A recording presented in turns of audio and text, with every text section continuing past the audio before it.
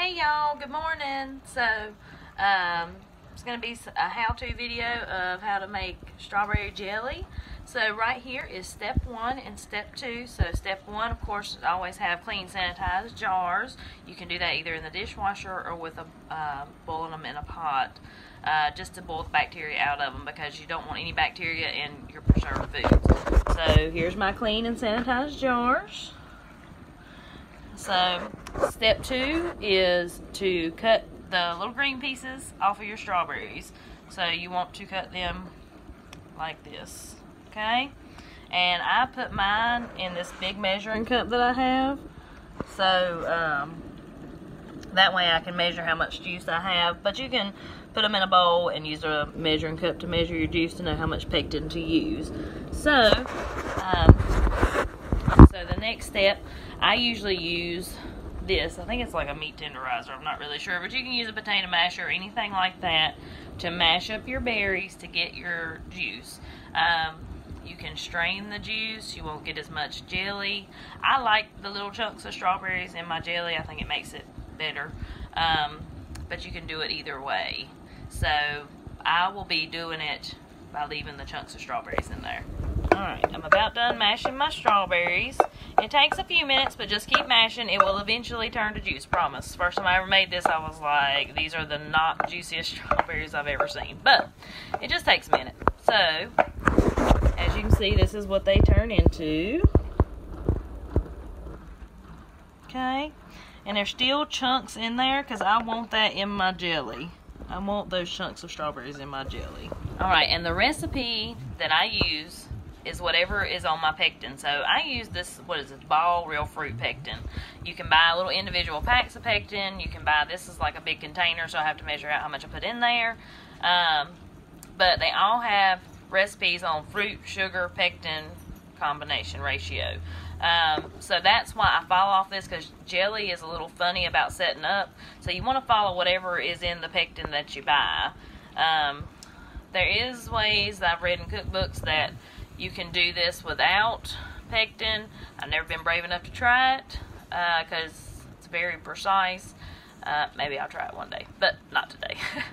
So like I said, just go off of whatever instructions are on your pectin, okay? And right now I have got, let's see, about 3 cups of juice, okay? Alright, so I've got my fruit in the pot. I have my jars boiling. I've got my sugar measured out, and actually I have my pectin measured out, but I had to add that in before I cut the heat on. So what I'm waiting on now is this to come to a rolling boil. When it comes to a rolling boil, that's when we'll add the sugar in. I've counted up, hopefully it's going to be about 7 jars, so I've got my 7 lids boiling. You want to boil those before you put your stuff in your jars, because it activates the seal and it sterilizes them. So I followed my pectin's directions, and my pectin's directions told me to add it before I cut the heat on. So it's just according to whatever your pectin says, okay? Alright, so directions say bring to a rolling boil that you cannot stop when you stir it, okay? So we're not quite there yet. You see the little bubbles? But it does stop when we stir it, okay? So we want that not to stop. Alright, so I have got my sugar added in.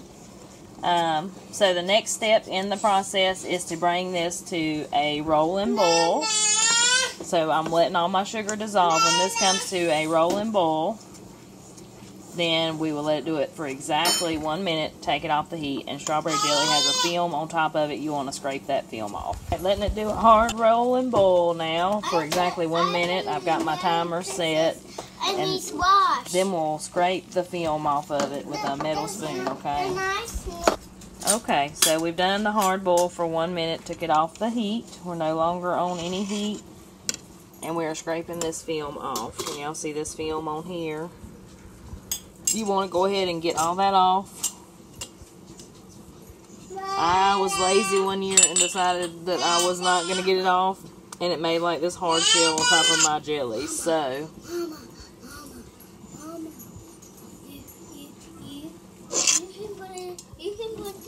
It's kind of a tedious process. And here is the list on here.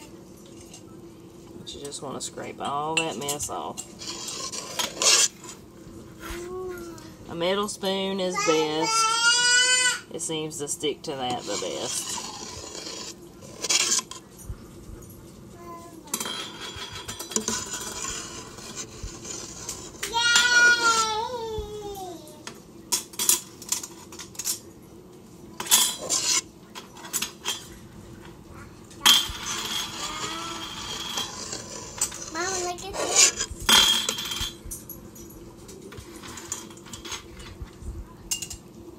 I know I'm about to put y'all to sleep right now.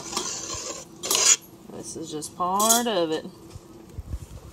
Alright, so I've got most of that film scraped off. The best, just do the best you can. I know you feel like you're going to be wasting quite a bit, but it's got to come off. So, my jelly is ready to put in my jars. Always helps to have a little funnel, okay? So I can pour the bowl. let's start with this one. I can pour the bowl. I can pour the bowl, Mama. I can pour the bowl. I can pour the bowl. Alright, so I'm just going to spoon it in. That's cool, Mama. Just like that, okay? That's cool. And I usually just go up to the very little rim of it. That's cool, Mama. Because it's going to be liquid when you first put it in there. Do you see that moving? What? That is completely normal, okay? That pectin has got to set up. That's why everything is so touchy. I want to do it. And so that's why the pectin is so touchy. But it can take up to 2 weeks for your jelly to set up fully. So if it's still liquid tomorrow, it's okay. Next thing we have to do is do a 10-minute hot water bath. If you're going to eat your jelly right now, or like in the next couple days, just go ahead and put it in the refrigerator. You don't have to do this part. This part is more of the preserving part. So we're going to let it boil in hot water for 10 minutes. You do not let your glass jars sit on the bottom of the pot. I've got this. Actually came with my Instant Pot, but it works good. I've heard of people using dish towels. Just something to keep those jars off the bottom. Hot water bath going. You got to make sure that you got a big enough pot that you can put enough water in it to cover the tops of these lids. Okay, it's hard to see water on a video, but I've got enough water in it that all my lids are covered. So of course, when we start doing bigger jars, like quarts and everything, I use my canner and just put water in it and act like a hot water bath. This is just like a big soup pot that I'm using right now. So with our time starts when it comes to a real boil, and we'll do that for 10 minutes, and that's just part of the preserving process. So water is boiling. We let it do this for 10 minutes just to complete the preserving process. And there you have it. Our finished jelly. We're just waiting on the lids to pop so we know that they're sealed. We just put them up in the cabinet after they've sealed, and should be good for around a year. Of course, if you open one and looks funny, smells funny, don't eat it. But for the most part, when they're sealed and everything, they're good. I would say up to a year. That's our strawberry jelly.